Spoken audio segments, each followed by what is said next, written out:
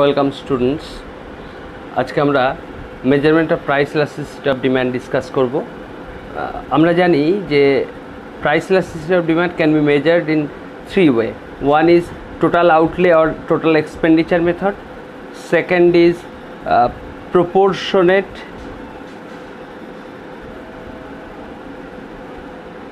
or percentage method,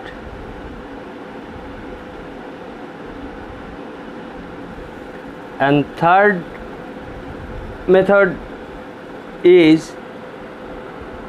arc elasticity method. Arc elasticity method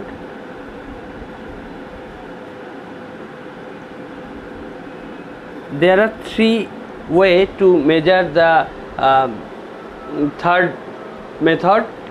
Three way: arc elasticity method, point method, and revenue method. Arc elasticity method, point method,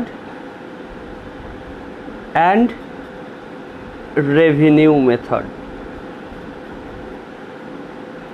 All these three methods are the graphical method for measurement price elasticity of demand. Okay, now we are going to discuss about the method total outlay or total expenditure method. First method by which we can measure total price elasticity of demand for a commodity by using total expenditure or total outlay method. This method was invented by Marshall. According to Marshall, we know that if the price of a commodity is P and at that price consumption is Q, then PQ is the total expenditure. Okay, total outlay or total expenditure will be P into Q, where P is the price of the commodity and Q is the amount of commodity consumed or demanded by the consumer at that price. Okay, now if price rises, then obviously demand falls.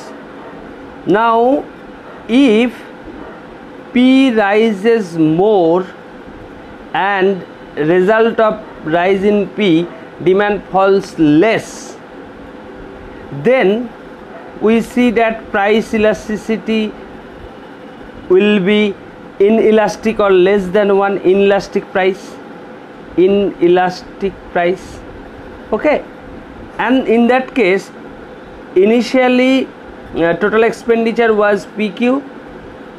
As a result of price rise, output or demand falls, so P into Q, that is new total expenditure after rise in price, total expenditure will either rise or fall. It may depends on the relative strength of price and quantity. আমরা এখানে দেখতে পাচ্ছি price বেশি rise করছে, ফলে আমার এইটা বেশি রাইজ করছে, এটা কম ফল করছে, তাহলে গুণফলটা এটা বেশি রাইজ করছে, তার মানে টোটাল এক্সপেন্ডিচার বাড়বে। তাহলে আগের থেকে টোটাল এক্সপেন্ডিচার বেড়ে গেল, টি ছিল বেড়ে TE 1 হলো, এক্সপেন্ডিচার বাড়লো কেন? As a result of price rise. তাহলে আমরা ইনইলাস্টিক ডিমান্ডের ক্ষেত্রে বলতে পারি প্রাইস রাইজ করলে, যদি আমরা দেখি যে প্রাইস রাইজ করেছে এবং তার দরুন টোটাল এক্সপেন্ডিচার রাইজ করেছে, তাহলে আমরা অবভিয়াসলি দেখতে পেলাম যে এটা হচ্ছে ইনইলাস্টিক ডিমান্ড। ওকে, ঠিক একই রকম প্রাইস যদি ফল করে, তাহলে প্রাইস যতটা ফল করবে ডিমান্ড তার থেকে কম ফল করবে, অর্থাৎ টোটাল এক্সপেন্ডিচারও ফল করবে যখন ইনইলাস্টিক ডিমান্ড। কিন্তু যদি এরকম হতো যে প্রাইস রাইজ করলো যতটা, ডিমান্ড তার থেকে অনেক বেশি ফল করলো, কখন হয় এটা? যখন ইলাস্টিক ডিমান্ড, অর্থাৎ ইপি গ্রেটার দ্যান 1, তখন এই ঘটনাটা ঘটবে। এবং সেক্ষেত্রে কি পি ইন্টু কিউ, পিটা রাইজ করেছে যা তার থেকে কিউ অনেক বেশি ফল করছে, তাহলে total expenditure after rise in price fall করে যাবে। তাহলে ইলাস্টিক ডিম্যান্ড যখন, তখন ইলাস্টিক ডিম্যান্ডের ক্ষেত্রে প্রাইস রাইজ করলে টোটাল এক্সপেন্ডিচার ফল করে যাচ্ছে। তার মানে আমরা বলতে পারি টোটাল এক্সপেন্ডিচার এই গ্রেটার দেন 1, আমরা বলতে পারি যদি প্রাইস রাইজ করে এবং দেখি তার ফলে টোটাল এক্সপেন্ডিচার ফল করে গেছে, তাহলে আমরা বলবো price elasticity will be greater than 1 or elastic demand. আর যদি প্রাইস রাইজ করলে আমরা দেখি যে টোটাল এক্সপেন্ডিচার রাইজ করে গেছে, তখন আমরা এটা বলবো ইনইলাস্টিক ডিম্যান্ড। কিন্তু যদি দেখা যায় প্রাইস রাইজ করলো ঠিক যতটা, ডিম্যান্ডও ততটাই ফল করলো, অর্থাৎ ইউনিটারি ইলাস্টিক ডিম্যান্ডের ক্ষেত্রে, তখন প্রাইস রাইজ করলে টোটাল এক্সপেন্ডিচার একটা বাড়ছে আর একটা কমছে এবং সেম রেটে, তাহলে তাদের গুণফল কী হবে? Total expenditure remain same, total expenditure will remain same as the rise in price, so price elasticity will B 1 in case. So আমরা দেখে বলতে পারছি যে প্রাইস রাইজ করলে বা প্রাইস ফল করলে টোটাল এক্সপেন্ডিচার বাড়ছে না কমছে, এবং তারপর বেস করে আমরা ইলাস্টিসিটিটা কী হবে বলতে পারছি। এবার আমি একটা টেবিল দিয়ে ব্যাপারটাকে দেখাই, তাহলে আরও বুঝতে সুবিধা হবে। আমাদের ছকে আমরা প্রাইস, টোটাল এক্সপেন্ডিচার এবং প্রাইস ইলাস্টিসিটি, যদি প্রাইস রাইজ করে এবং তার দরুন টোটাল এক্সপেন্ডিচারও রাইজ করে, তাহলে আমরা বলতে পারবো ইপি লেস দ্যান 1 বা ইনইলাস্টিক ডিম্যান্ড।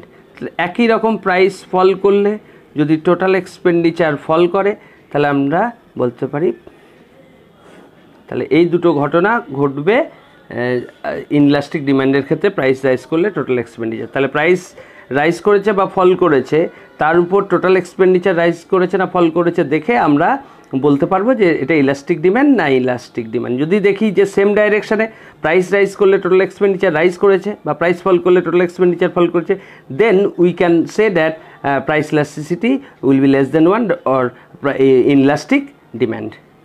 এবার যদি প্রাইস রাইজ করলে আমরা দেখি টোটাল এক্সপেন্ডিচার ফল করেছে, অথবা প্রাইস ফল করলে যদি দেখি টোটাল এক্সপেন্ডিচার রাইজ করেছে অর্থাৎ অপোজিট ডাইরেকশানে, তখন আমরা বলতে পারি ইলাস্টিক ডিম্যান্ড। এই দুটো কেস আমরা বলতে পারি যে ইলাস্টিক ডিম্যান্ডের ক্ষেত্রে প্রাইস রাইজ করলে টোটাল এক্সপেন্ডিচার ফল করবে, অথবা ভাইস ভার্সা, অর্থাৎ দুটো অপোজিট ডাইরেকশানে যখন হবে তখন আমরা বলতে পারবো যে ইলাস্টিক ডিম্যান্ড।